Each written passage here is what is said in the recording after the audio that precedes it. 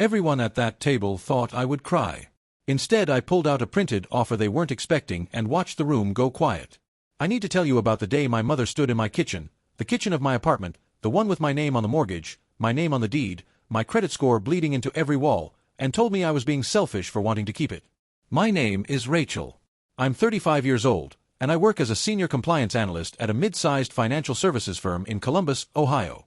I say that not to brag, but because context matters here. I have spent the better part of my adult life being methodical, careful, and deliberate with money. I clip digital coupons. I brown bag my lunch 4 days a week. I drove a 2009 Honda Civic with 140,000 miles on it until 2 years ago because every dollar I wasn't spending on a car payment was a dollar moving toward something larger. That something larger was a home. My family, my parents, Diane and Gerald, and my older sister Melissa, grew up renting. We moved 4 times before I finished middle school, always chasing cheaper rent, always one bad month away from another U-Haul. My dad worked HVAC, my mom was a dental receptionist. We weren't poor exactly, but the financial margin was always thin, always precarious. I watched my parents defer every dream they had to the altar of monthly cash flow, and somewhere around age 14 I decided that I was going to own something permanent. Something no landlord could take. It took me over a decade of disciplined saving. I maxed out my 401k, kept a separate high-yield savings account I mentally labeled the house fund, and lived in a series of increasingly depressing one-bedroom rentals while my friends bought furniture they couldn't afford and took vacations on credit cards. I was not fun at brunches. I was not spontaneous. I was relentless. In March of last year, I closed on a 720-square-foot studio apartment in a converted warehouse building in Columbus's Short North neighborhood. Purchase price, $187,000. Down payment, $37,400, exactly 20%, because I refused to pay PMI on principal. Monthly mortgage, $891, including taxes and insurance, which is less than what I'd been paying in rent. The day I got the keys, I sat on the empty floor and cried for 20 minutes. Not from sadness. From the weight of what it meant to be the first person in my family's history to own the ground beneath her feet. I should have known that would become a problem. The situation. My sister Melissa is 39. She has a 7-year-old daughter named Chloe, whom I adore with my whole heart. Chloe is genuinely one of the best humans I've ever met, and none of what happened is her fault. Melissa separated from her husband, Derek, about 18 months ago after a marriage that had been deteriorating for years. The divorce finalized last fall. Derek pays child support, not generously, but he pays, and Melissa works part-time as a dental assistant, same office as my mom, roughly $28,000 a year. Melissa currently rents a 2-bedroom apartment in a suburb called Westerville, about 20 minutes from my place.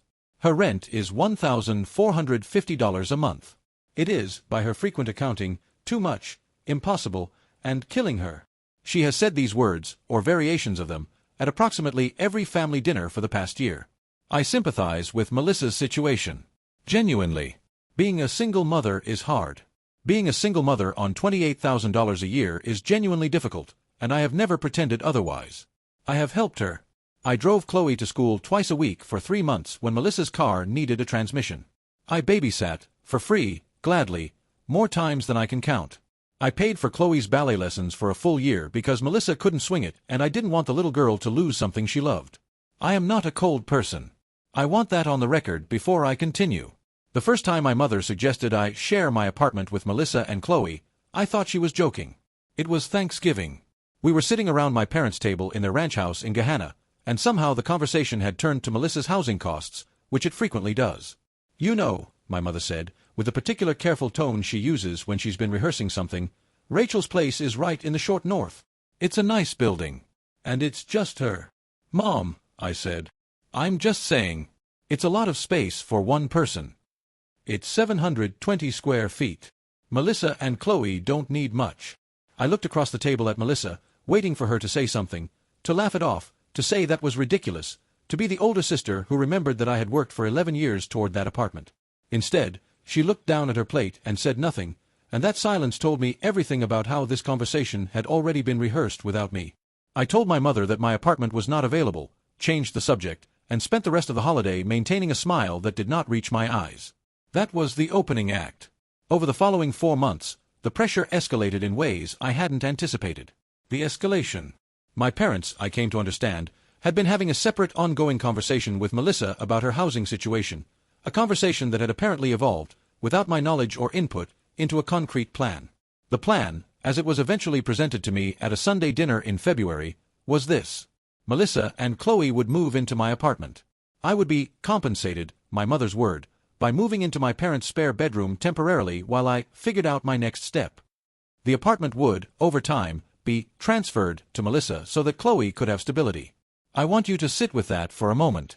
I would vacate my mortgaged property, move into my childhood bedroom at 35 years old, and eventually sign over the deed to the home I had spent over a decade saving for, to a sister who had never once expressed interest in homeownership or financial planning, so that her life could be easier. I still have to pay the mortgage, I said, when my father finished presenting this as though it were a reasonable proposal. Well, we'd work something out, he said. Work something out, I repeated. Melissa's going through a hard time, Rachel. You know that. I know that. I've been helping her through it. But what you're describing is me giving her my apartment. You'd still be involved, my mother said. Dad. I turned to him. If I give Melissa my apartment, whose name is on the mortgage? He didn't answer. Mine, I said. My name. My credit. My liability. For a property I no longer live in or control. And then what? I transfer the deed? How exactly does that work? Because I have a mortgage. The bank owns a significant portion of that apartment. I cannot simply give it to someone. That's not how property works. You always have to make everything complicated, Melissa said. That was the first time she spoke directly to me that evening, and those were the words she chose. I left dinner early. I drove home to my apartment, unlocked my own door with my own key, and sat on my couch, the couch I had picked out, in the living space I had designed, in the building I was legally and financially responsible for, and I thought very carefully about what I was going to do next. Because here's the thing about working in financial compliance. I don't get emotional when things go wrong. I get organized. The planning phase. I am going to be transparent about my thought process here, because I think it matters. My first instinct was not revenge. It was protection. I needed to understand exactly what my rights and vulnerabilities were before I said another word to my family. So I did 3 things in the week following that dinner. First, I called my mortgage lender and had a conversation, framed as a general inquiry, about what options existed if a borrower wanted to add someone to a mortgage or deed. The answer, as I suspected, was that any change to the deed required lender approval and a formal refinancing process. More importantly, I confirmed that I had done nothing, signed nothing, and was under no obligation of any kind. Second, I called a real estate attorney named Patricia Okonkwo, whose name I found through my firm's employee legal assistance program. I paid $200 for a 1-hour consultation. I explained the situation. She confirmed that my apartment was mine, that no verbal pressure or family agreement had any legal standing, and that the only scenario in which I could be compelled to do anything with my property was if I chose to do it. She also advised me to document any pressure campaign in writing, which I began doing that same day. Screenshots, notes with dates and times, a running log in a password-protected document I titled, with some dark humor, The Record. Third, I thought about what I actually wanted. I did not want a war with my family. My parents are not malicious people. They are people who love Melissa and Chloe and who, in their desperation to solve a real problem, had arrived at a solution that required sacrificing me. That's worth naming clearly. They looked at their 2 daughters and decided that my decade of sacrifice was a resource to be redistributed rather than an achievement to be respected. But I didn't think they fully understood that yet. I thought they believed, genuinely, that I would be fine, that I was capable and resilient and would land on my feet, and that Melissa wouldn't. They weren't entirely wrong about my resilience. They were entirely wrong about what it entitled them to ask of me. So I decided to make one genuine offer. One real compromise, presented clearly and in good faith, with documented terms. Not because I owed it to them, but because I wanted to be able to look myself in the mirror and know I had tried. If the offer was rejected, I would stop trying, and I would start protecting. The compromise offer. I requested a family meeting, just the 4 of us, adults only, no Chloe, at a neutral location. I chose a coffee shop. I chose it deliberately, public enough that everyone would stay civil, neutral enough that no one had home field advantage. I came with a printed document. 2 copies. I had drafted it myself and had Patricia review it. It was not a legal contract. It was a written outline of a proposal, specific and clear, so that there could be no later confusion about what I had offered. The proposal was this. Melissa could rent my apartment from me at a below-market rate of $700 per month, roughly half of what comparable studios in the short north were renting for at the time. The rental agreement would be a proper lease, prepared by Patricia, with standard terms. I would use the rental income to offset my mortgage costs. I would find my own rental elsewhere, likely something modest in a neighboring suburb. The arrangement would run for 2 years, at which point we would reassess. During those 2 years, if Melissa chose to pursue mortgage pre-approval and Melissa could qualify for a loan, I would work with her and a real estate agent to help her purchase her own property, and I would contribute $5,000 from my savings as a gift toward her down payment.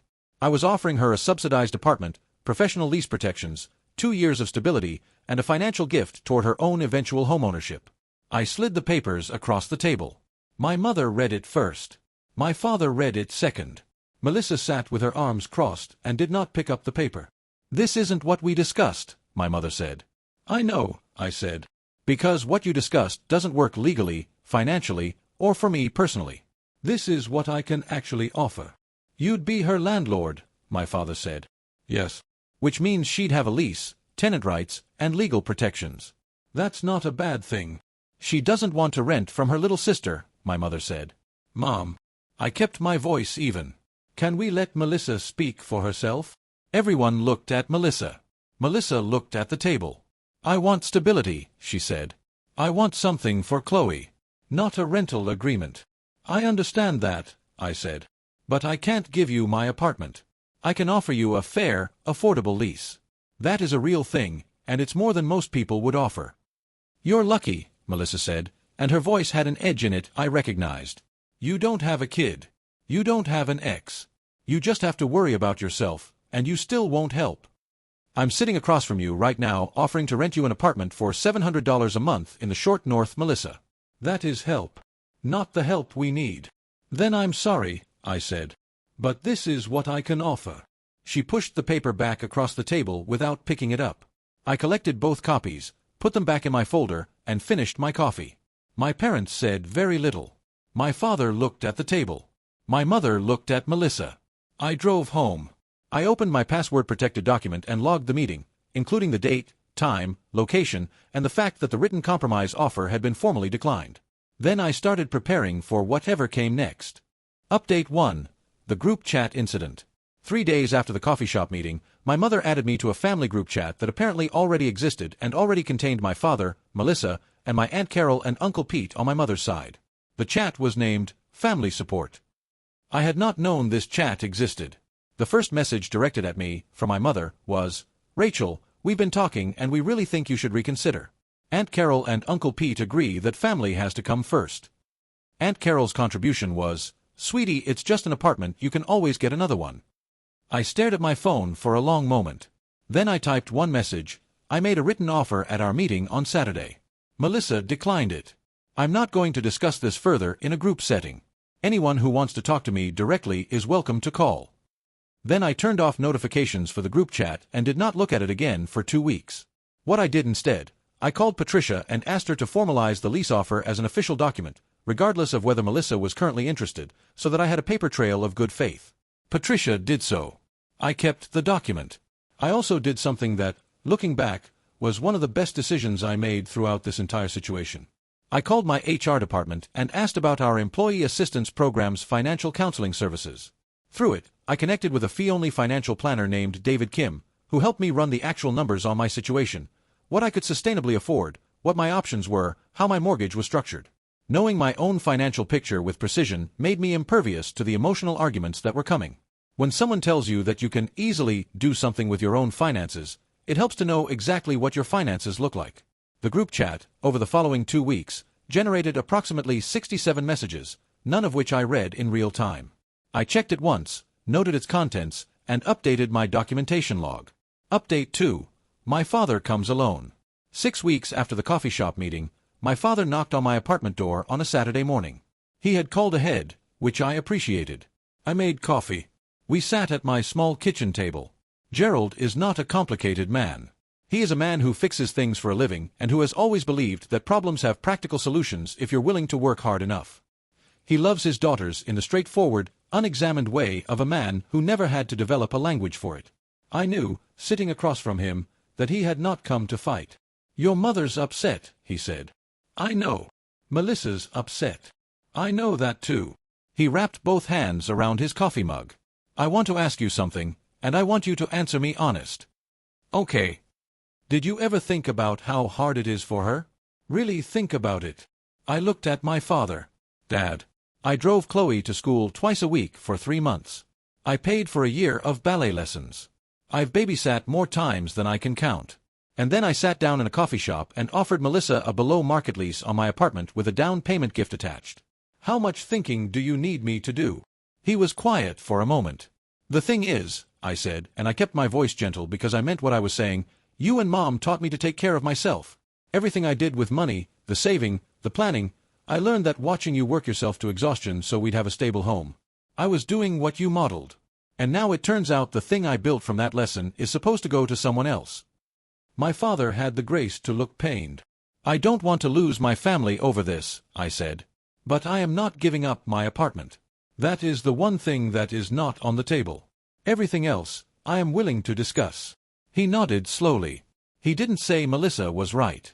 He didn't say I was wrong. He drank his coffee and looked out my window at the short North Street below. Before he left, he said, "Your mother may not come around for a while." "I know," I said. "I'll be here when she does." Update 3. Melissa's escalation and my response. 8 weeks after the coffee shop meeting, Melissa made a move I had not anticipated, though perhaps I should have. She called my mortgage lender. I know this because the lender sent me a notification that there had been an inquiry on my account, and when I called to follow up, the customer service representative, after I verified my identity at length, told me that someone had called claiming to be my sister and asking questions about whether a family member could be added to an existing mortgage, and what would happen if a borrower abandoned a property. I want to be precise about what happened inside my chest when I heard that. There was a specific kind of cold clarity, the kind I imagine a chess player feels when they realize the game has changed and they are several moves ahead. I was not angry in the hot, sloppy way. I was angry in the organized way. I called Patricia immediately. I also called the lender back and requested, formally and in writing, that a flag be placed on my account noting that I was the sole borrower and authorized account holder, and that any future inquiries from third parties should be logged and declined. The lender complied. I have the confirmation email. Patricia advised me to send Melissa a certified letter, not threatening, not emotional, but clear. The letter, which Patricia drafted, stated that I was the sole owner of the property at my address, that no third party had any legal interest in the property, and that any further contact with my mortgage lender or any other financial institution related to my property would be referred to an attorney. It was professional. It was brief. It was sent via USPS certified mail with return receipt requested. The return receipt came back signed by Melissa 12 days later. I filed it in a folder I labeled with the address of my apartment and the date of my closing. I also did something else. I contacted my homeowner's insurance provider and verified that my policy was current and complete. Then I called the building's HOA and had a friendly, informational conversation about the process for updating emergency contact information on file. I updated mine. I did not call my mother or Melissa. I did not send any messages to the family group chat. I went to work every day, came home to my apartment every evening, had dinner on my own table, and slept in my own bed. Update 4. The relatives weigh in and something shifts. 3 months after the coffee shop meeting, I got a phone call from my Aunt Carol that I almost didn't answer. I answered it. Carol is my mother's older sister.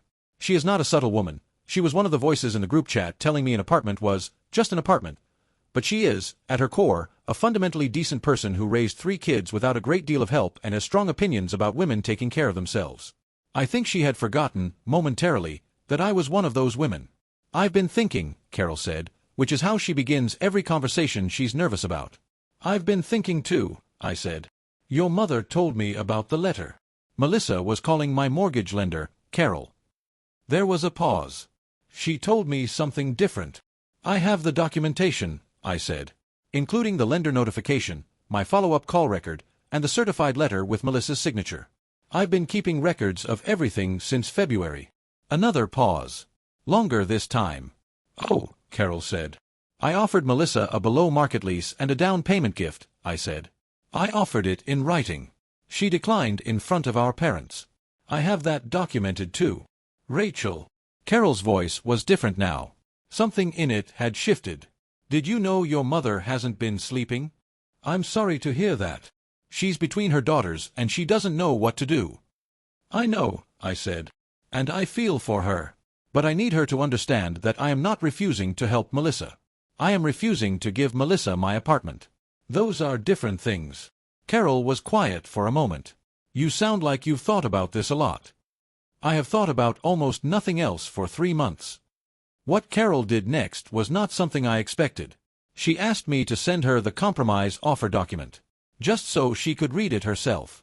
I sent it to her email address that afternoon. 2 days later, my mother called me. Her voice was different from any voice I had heard from her in months. Not angry, not rehearsed, not the voice of someone making an argument. She sounded tired. "Carol showed me the paperwork," she said. "Okay," I said. "I didn't know you'd offered all that." "I offered it at the coffee shop meeting. You were there." "I know." A long pause. I think I was only listening to Melissa's side. I sat down on my couch. "She's my daughter," my mother said. "So are you." I wasn't seeing it right. "Mom." I had to take a breath. "I don't want to be estranged from you. I've never wanted that. But I need you to understand what I built and what it means to me." "I know, honey." And she sounded like she did know, finally. "I know what you built." Resolution. Here is where things stand now, 4 months after the initial confrontation, which I have dated from that Sunday dinner in February. My mother and I have had 3 phone calls and 1 in-person visit since a call to me. We are not entirely back to normal. There is a residue, a careful quality to our conversations that wasn't there before, but we are in contact, and the contact is genuine. She has not asked me again about the apartment. She has asked how my job is going, whether I've been to the new restaurant down the street from my building, whether I want to come for Easter. I'm going for Easter. My father and I are, if anything, closer than before. The Saturday morning coffee did something. He called me last month to ask my advice on refinancing their own home, a question he would never have thought to ask me previously because he would never have thought of me as someone who knew things about mortgages.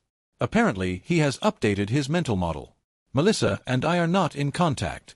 I don't know if that's temporary or permanent. The certified letter is still the last formal communication between us. She hasn't called. I haven't called. I don't know what she told Chloe, and that particular uncertainty sits in me like a quiet ache, because Chloe is 7 years old and doesn't deserve to be inside any of this. If Melissa calls me someday and wants to talk, I will talk. If she calls me someday and wants to revisit the lease offer, the offer has been documented and can be revisited. My attorney has the file. I have the file. The offer doesn't expire. What I will not do, ever, under any conditions, regardless of who asks or how many family members are assembled in how many living rooms, is give anyone my apartment. I am the first person in my family's history to own property. I am the first person whose name appears on a deed. When my parents' generation finally passes, and when Melissa's divorce is a distant memory, and when Chloe is grown and out in the world making her own choices, my name will still be on that deed.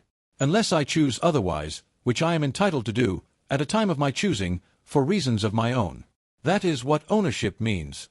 I've told this story to 3 friends in real life, and all 3 of them had the same reaction. They wanted to know whether I felt guilty. Whether there was some part of me that lay awake wondering if I should have done more. Here's my honest answer. I feel guilty about Chloe, abstractly. Not because I did anything wrong, but because she is a child and children absorb their environments and she has been living inside her mother's stress for the past 1.5 years. I hope she's okay. I hope someone is making sure she knows none of this is her fault. I do not feel guilty about the apartment. I know that might make me sound like a cold person to some readers. It might even make me sound that way to some of my family. But I spent 11 years making thousands of small decisions in favor of a future I believed in over a present I could have enjoyed more easily. I skipped trips. I drove an old car. I passed up furniture and restaurants and spontaneity in the service of something I wanted more than all of it. And then I got it. And it was mine. Nobody gets to take that. Not with guilt. Not with family pressure. Not with group chats and aunts and Sunday dinners and tears and the well-deployed word, selfish. The compromise offer is still on the table. I'm still the same person who paid for ballet lessons and drove to school twice a week. I am still the woman who sat on the empty floor of her own apartment and cried from the weight of what she'd built. That woman is not going anywhere. Neither is her apartment. Edit. For everyone asking, yes, I have an estate plan in progress. Patricia referred me to an estate attorney. I have an updated will and am in the process of designating a beneficiary for the property. I've been handling my business. Edit 2. To the people in the comments who are saying Melissa had a point about my place being too big for one person, it's 720 square feet. I rest my case. Edit 3. Chloe's birthday is in June.